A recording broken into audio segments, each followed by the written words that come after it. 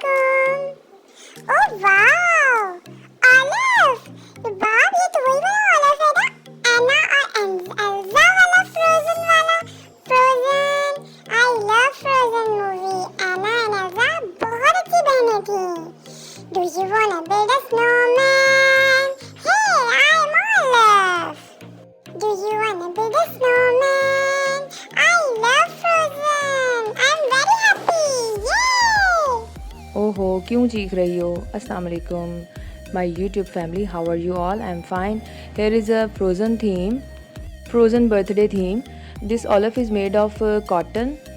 बाकी सब प्रॉप्स हैं और डिफरेंट किस्म की चीज़ों से बनाया हुआ है और this was very cute. Then we have some flexes और सम फ्रोज़न एल्सा के standees. This was the background for Hamda's birthday.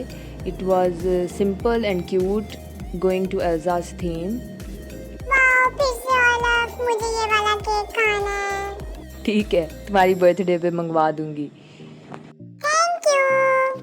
Now I hope हमेशा की तरह आपको ये वीडियो भी बहुत पसंद आई होगी, ये बर्थडे थीम बहुत अट्रैक्ट किया होगा। Please give your reviews in comment section. I hope you like it. Next video तक के लिए अल्लाह हाफिज़। ऐसे ऐसे गाती है ना, let it go, let it go.